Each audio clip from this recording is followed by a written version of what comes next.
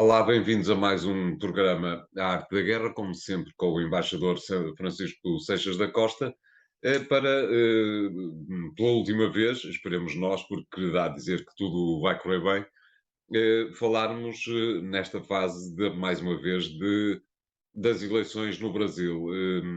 Jair Bolsonaro demorou quase 3 dias a reagir à derrota que resultou da segunda volta das eleições.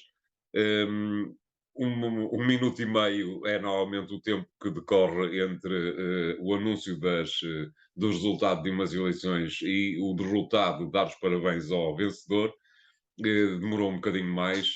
Como é que vê, embaixador, aquilo que se passou nos últimos 3 dias no Brasil? Bom, Bolsonaro não chegou sequer a dar os parabéns É ao verdade, não vencedor. chegou a dar os parabéns. É verdade. Apenas agradeceu aos seus apoiantes, constatando, digamos, o forte apoio que teve nesta segunda volta, e vale a pena dizê-lo que foram mais 7 milhões de votos do que teve na primeira volta, o que é muito significativo e permite análises de natureza política relativamente àquilo que foi a deslocação dos votos dos outros candidatos para além de Lula.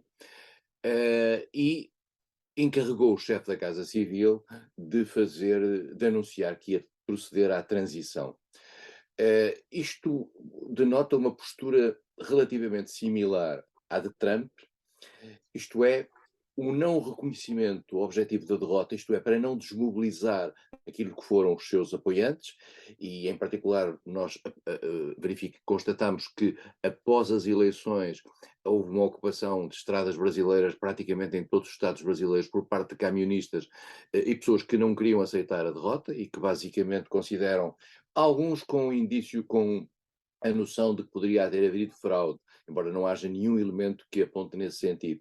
Mas a maioria, no sentido de dizer que estas eleições, em que está em que foram vencidas, que foram ganhas por um candidato que vem da cadeia, ou que tinha estado na cadeia, e que estava desqualificado e cuja candidatura foi permitida pelos órgãos judiciais, é uma vitória que muita gente não reconhece.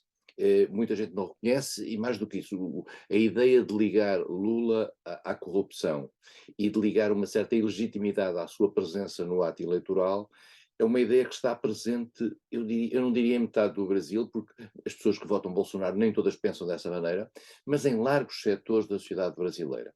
O que nos conduz a um Brasil eh, muito tenso, muito crispado, que vai ser muito difícil conseguir dar a volta a isto para um sentido de normalidade.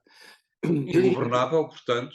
não sei, porque a governabilidade tem a ver essencialmente, no caso do novo presidente, na capacidade de atuar junto com aquilo que são os poderes instituídos no quadro da Câmara de Deputados e no Senado. E aí, verdadeiramente, neste momento, estes dois órgãos são dominados por forças, com simpatia por Bolsonaro. Mas nós sabemos que no Brasil estas coisas não funcionam sempre assim. Contrariamente aos Estados Unidos, em que há um partido republicano e um partido democrático, e o líder que foi afastado, Trump, tem o Partido Democrático como o seu espaço de afirmação. No Brasil, há um conjunto variado de partidos que estiveram atrás de Bolsonaro ou ao lado de Bolsonaro, e Lula vai procurar agora fazer uma pesca à linha em cada um destes partidos, tendo em conta que ele próprio tem cerca de 10 partidos na sua coligação.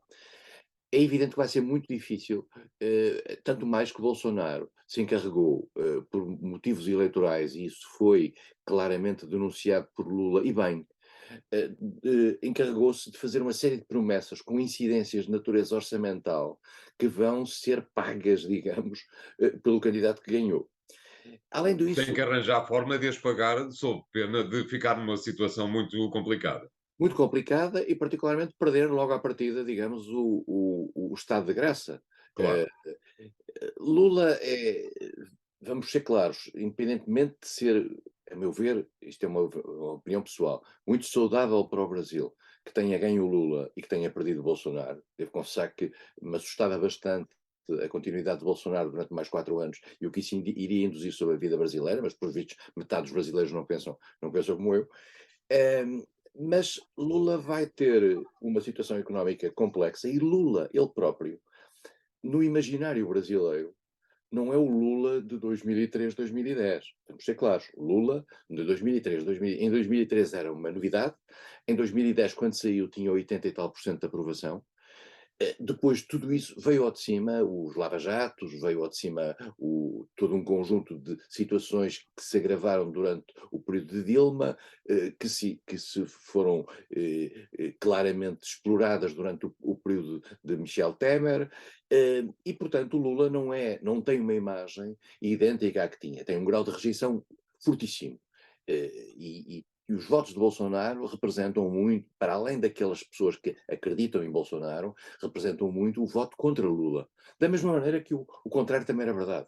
Portanto, Sim, mas há aqui uma pequena diferença, se me permite interromper, que é, até agora havia o voto de rejeição a Lula da Silva. Desta vez houve um voto de ódio a Lula da Silva, o que torna as coisas possivelmente um pouco mais difíceis.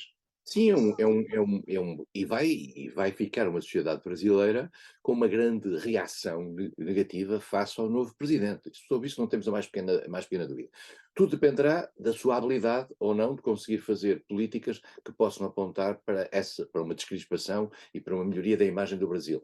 No plano internacional, eu acho que estão garantidas as condições para, de certa maneira, para esse ambiente. Por um lado, isso foi muito importante para o Brasil. Os líderes internacionais imediatamente reconheceram a vitória de Lula, a lisura das eleições e o modo como elas se processaram. Isso Joe Biden foi claro nessa matéria e foi, aliás, dos primeiros a dar essa nota.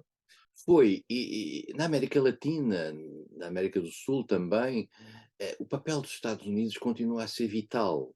É Enfim, quase irónico pensar que uma palavra dos Estados Unidos para o bem ou para o mal tem uma importância muito grande.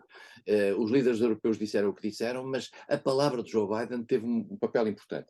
Depois também houve um ponto que facilitou muito isto, é que muitos dos aliados de Bolsonaro, a começar pelo próprio vice-presidente, mas também pelo antigo juiz Sérgio Moro, e por outras figuras, rapidamente vieram dizer que agora temos que olhar para o futuro e não olhar para o passado. Isto, e de certa maneira, isolou Bolsonaro, que neste discurso curto que fez, de certa maneira manteve o seu eleitorado, ou digamos a sua tropa de choque mobilizada, mas não deixou, e isso também teve a ver aparentemente com uma reunião que ele teve com o Tribunal Superior Eleitoral e com o Supremo Tribunal Federal, não deixou de dar uma nota de que é preciso cumprir a Constituição, que não se pode cortar o direito de ir e vir, o que de certa maneira contrariava a vontade dos manifestantes de manterem as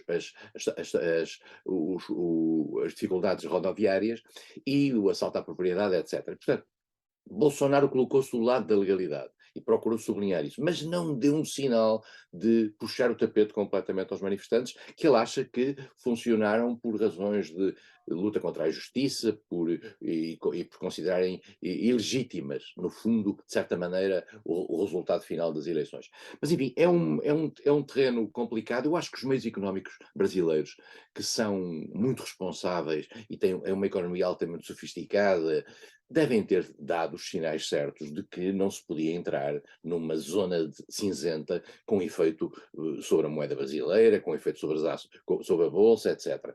Agora, o Brasil tem uma situação, um mecanismo institucional estranho, que é criar agora um espaço entre o dia 1 de novembro e o dia 30 de outubro e o dia 1 de janeiro, em que Bolsonaro continua presidente, em que Lula não é ainda em presidente, plenas funções. em plenas funções. Isso é uma situação complicada, e nós vamos ver em que medida é que Bolsonaro procurará nestes 2 meses, se calhar, agravar da maneira que puder a situação para o seu sucessor. Uma última questão muito rápida, embaixador. O que é que espera que venha a ser a postura de Jair Bolsonaro nos próximos tempos? Vai mimetizar aquilo que Donald Trump tem feito nos últimos 2 anos? Vai tentar fazer isso, mas como eu disse, ele não tem um partido republicano. tem uma amálgama de diferentes partidos, alguns dos quais irão ser capturados pela máquina política de Lula, e ser-lhe-á muito difícil, particularmente sem ter nenhum mandato, ele não tem nenhum mandato, ele é uma figura livre, digamos, vai ser muito difícil conseguir aparecer como uma espécie de mentor político, porque são 4 anos. Contrariamente a Biden, que teve estes 2 anos, e há uma possibilidade da oposição para funcionar 2 anos depois, e como já veremos a seguir, no caso de Bolsonaro são 4 anos. E são 4 anos irreversíveis, não há nada a meio que possa alterar isto. Portanto, vai ser muito complicado. Mas a situação para Lula também não é fácil, porque o aparelho político, a situação económica, inclusive à escala mundial, não é a mesma. E Lula vai ter aí alguns desafios. Há 2 desafios já agora que eu gostava de sublinhar no plano externo. Lula vai ter, pela positiva, muito rapidamente, um grande acolhimento internacional relativamente às questões do ambiente, em particular ligadas à Amazónia, e Lula tem sobre isso um discurso muito claro, trouxe Marina Silva para jogo, etc. E, por outro lado, Lula vai ter um problema, é que vai ter que se definir muito rapidamente também sobre a questão da Ucrânia. E nós Certo. sabemos que na questão da Ucrânia, quer Lula, quer Bolsonaro, assumem uma postura que é muito tradicional brasileira, de uma certa equidistância, e essa equidistância, num mundo tão crispado como está hoje, em relação aos Estados Unidos e em relação à Europa, muito rapidamente vai ser pedida uma definição sobre isso. Eu se posso fazer uma Sendo pergunta. certo que peço desculpa por interromper novamente, sendo certo que o Brasil é o B dos BRICS. Mas os BRICS já não têm o R muito ativo, que é a Exato. Rússia. Portanto, vai ser muito complicado este processo. Mas os BRICS, de facto, são, aliás, um instrumento, na minha opinião, que a China está a utilizar e que vai utilizar no futuro. E, portanto, vamos ter aqui uma situação complexa, e eu agora posso fazer aqui uma previsão, que não é barato fazer previsões. Eu acho que o Brasil vai surgir não sei se agora, nestes 2 meses, se a partir de janeiro, vai surgir numa tentativa de aparecer num processo de mediação para a questão da Ucrânia. Mas esta é o meu guess, tendo em atenção aquilo que foi já no passado, uma tentativa que o Brasil fez relativamente à questão nuclear no Irão, com a Turquia, em que falhou, mas em que, apesar de tudo, fez a tentativa. Também desta vez não me parece que vá ter grande sucesso, mas eu acho que a diplomacia brasileira não vai perder esta oportunidade de reafirmar com Lula, particularmente depois de um período em que o Brasil esteve ausente do mundo, vai querer reafirmar alguma presença e, mais do que isso, criar um mínimo de, eu diria, credibilidade para a sua tentativa de entrar para o Conselho de Segurança como membro permanente. Muito bem. Vamos fazer aqui o primeiro intervalo do programa de hoje. Voltamos já de seguida com o segundo tema. Até já.